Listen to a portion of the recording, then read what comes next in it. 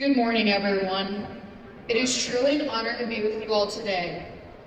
For those who may not know me, my name is Paige Schulte, and I serve as the president of Turning Point USA here at the University of Missouri. I want to begin by expressing my deepest gratitude for the incredible support our chapter has received over the past year. Before Charlie Kirk's tragic assassination, our chapter had roughly 25 to 30 members. Today, that number has grown to nearly 370 members.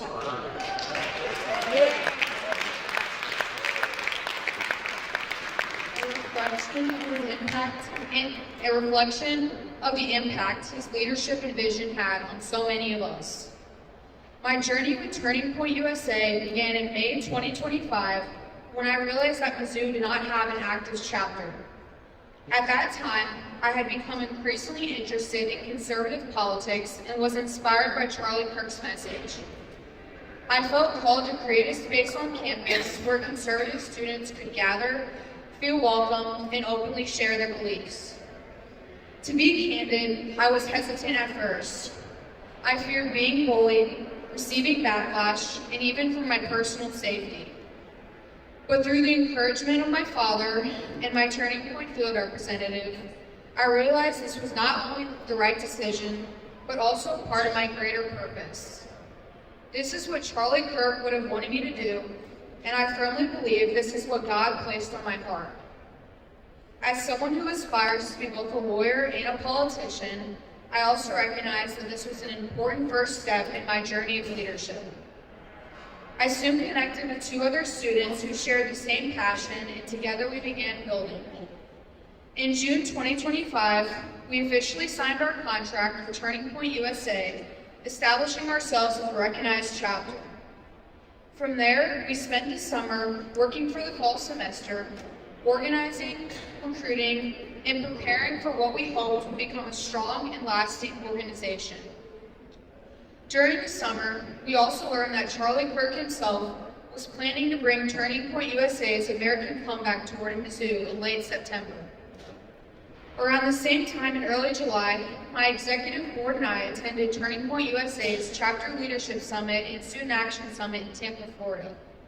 It was an incredible experience listening to inspiring speakers, networking with like-minded peers, and learning the tools to successfully lead our chapter back home. One of the most memorable moments of my life happened during that trip. I received a call from my regional field representative inviting me to join other chapter presidents for breakfast with Charlie Kirk. I was overjoyed.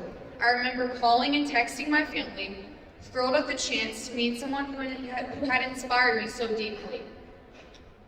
When I arrived, I was seated with other chapter presidents from universities across the country. The energy in the room was electric as Charlie walked in. He took time to sit with every group of students despite being on a tight schedule and having to speak to a crowd of 1,000 plus right after. When he sat with us, he asked us to introduce ourselves and share where we were from. I told him I was from the University of Missouri in Columbia. He chuckled and said, "Columbia, Missouri, there's a lot of crazy people there." And we both laughed. He then asked us for our thoughts on a lighthearted but meaningful question: should men pay on a first date? He looked at me and asked for my opinion. I said yes, explaining how dating and romance have shifted from the World War II era to now, and how hookup culture has harmed modern relationships. He agreed, and to my surprise, later incorporated my feedback into his speech that day. The last question for Charlie came from the student sitting next to me. He asked Charlie if Joey Chestnut and Usain Bolt were to compete in a race that involved eating a whole hot dog and immediately running a 100-meter dash, who would win? Charlie smiled and said Usain Bolt, and everyone laughed at the nature of the question. I even managed to get a video of that amazing moment, and always go back to rewatch it. That conversation remains a cherished memory that I will carry with me forever. As the fall semester approached, we began working diligently on two major goals: hosting Charlie's visit and becoming an officially recognized student organization at MIZZOU. Both proved to be more challenging than expected. For Charlie's event, the university initially informed us that we could not host outdoors with sound amplification during class hours. Our plan had been to hold the event at Traditions Plaza so that as many students as possible could attend. After reviewing the university's policy, we found that amplification was technically permitted up to 50 decibels. While this was not practical for an event of this scale, it allowed us to push forward with an outdoor venue. We were preparing to formally request a higher sound limit when news of Charlie's passing broke. Even before that, however, the process had been filled with obstacles and delays. Meanwhile, our effort to become a recognized student organization faced similar setbacks. In July, we applied to participate in the Student Involvement Fair, but were denied because our group had not yet been recognized, something we had not been told in advance. Instead, we continued to defy the odds by standing in speaker circle to share our mission with students. In late August, we attended the 2 required training sessions and submitted our official application on September 9th. Soon after, we were told we had failed to attend one of the mandatory training sessions. We provided evidence that we had in fact attended and were told it was a mistake on their end. Still, we were then informed that there was an additional form we should have completed, which had never been communicated to us. The moral of the story is the university continuously attempted to stonewall us in every aspect. In the midst of all the chaos, I received the devastating news that Charlie Kirk had been shot and killed. I was shocked, confused, and overwhelmed with grief. For a while, it didn't feel real. I thought of his family, his closest friends, and the unimaginable pain they must have been experiencing. I was scared for the future and uncertain about what would happen to Turning Point USA. Charlie Kirk had been my greatest inspiration, and suddenly he was gone. In response, our chapter organized a candlelight vigil in his honor, which drew an incredible turnout. Students shared personal testimonials expressing how Charlie had impacted their lives and inspired them to stand for their beliefs. In the days that followed, people began reaching out to us, eager to join the movement. Many expressed that they were done staying silent. They were ready to step up and take action in the conservative movement. Many expressed, from that moment on, our chapter's growth momentum truly began to surge. After hearing of Charlie's assassination, the university offered us their condolences and suddenly were more helpful than usual. I kindly asked the university to put out a statement condemning political violence on campus, to which I received no response and eventually never happened.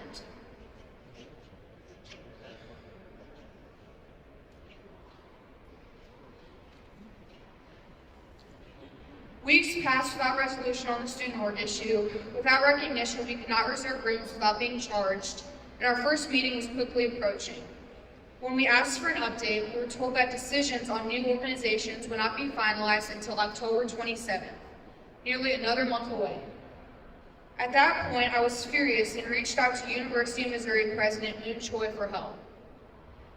Thanks to his intervention, we were able to reserve a room for our first meeting, and our recognition process was expedited.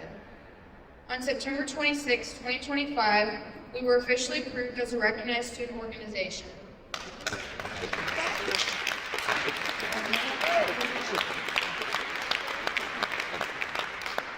That moment was a tremendous relief and a major victory for our executive team. We have appreciated President Moon Choi's help and all that he has done for the University of Missouri and the Columbia community.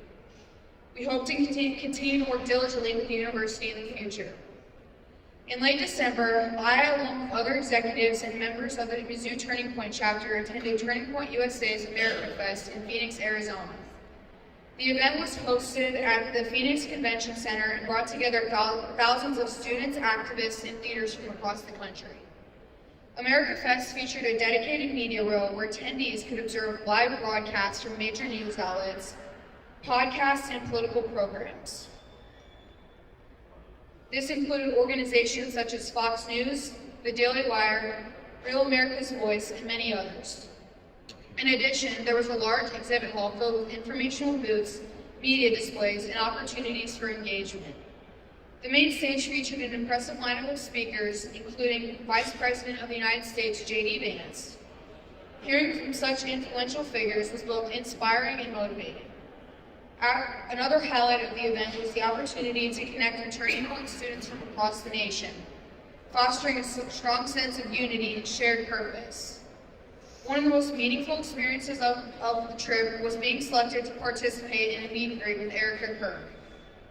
My Turning Point Regional Food Representative informed me that she had nominated me for this opportunity, and I was honored to learn that I had been selected.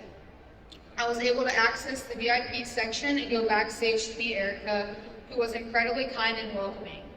She greeted me with a hug, and I shared that I had been praying for her and her family, to which she expressed her sincere gratitude. During the event, I also had the opportunity to meet Second Amendment advocate Kyle Rittenhouse, political influencer Xavier DeRousseau, and several other notable figures. Overall, America Fest was an unforgettable experience. It demonstrated to me and to many other Turning Point students and contributors that despite the movement's profound loss with the passing of Charlie Kirk, we are moving forward with a renewed strength and determination. I firmly believe that my generation of conservatives will carry forward the prosperity of America and uphold the American dream. As of today, our University of Missouri Turning Point chapter already held months' worth of very successful meetings and have exceptional things planned for the future. We continue to grow stronger each day, but this growth hasn't come without challenges. We face bullying, hateful comments, and even dangerous rhetoric, both in person and on social media. But every attack against us only proves how necessary our movement truly is. If we were not making an impact, no one would try so hard to silence us. Adversity has a way of testing people. It can either break you down or build you up, and I believe it has built us up. Every time someone tries to tear us down, we stand tall. Every time we are told to stay quiet, our voices grow louder. And every time we are told we don't belong, we prove not only that we belong, but that we are here to stay. The conservative movement, especially within Gen Z, is only just beginning. For far too long, young conservatives have been told that their only choice is to conform to one way of thinking. We are breaking that narrative. We are standing up and saying, no, we will not be silenced, we will not be shamed, and we will not back down.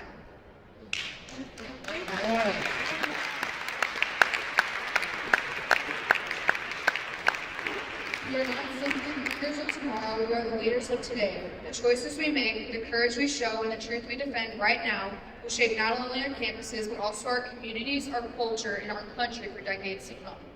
And let's not forget, freedom is never guaranteed. Ronald Reagan once said that freedom is never more than one generation away from extinction. It doesn't pass through the bloodstream. We must fight for it, protect it, and hand it down. And that responsibility rests within all of us. In closing, I encourage you all to stay connected, stay informed, and stay engaged with everything we're doing. Every like, every share, every dollar, and every prayer makes a true difference. Together, we can continue to defend freedom, grow our movement, and ensure that conservative values have a strong voice at the University of Missouri and beyond. So if there's one thing I want to leave with you today, it's this. Every time you rise to defend your beliefs, you're writing a new page in history. Even if the world turns its back, your courage echoes louder than the crowd. When you speak truth in an era of deception, you don't just light a candle, you ignite a fire that others can follow. When we stand together, unshaken and unafraid, we don't just form a group on campus or in our communities. We become a movement that challenges the culture, a movement that shapes the future, a movement that cannot and will not be ignored. We are the future, and the future is not something we simply wait for. The future is something we create. Together with courage, with faith, and with determination, we will not only preserve freedom, we will expand it. We will not only defend truth, we will live it. And we will not only honor the legacy of leaders who came before us, we will write the next chapter of that legacy ourselves. So let us walk out of here today bold, unafraid, and united in purpose, because we are not done, we are just getting started. God bless you all, and God bless America. Thank you.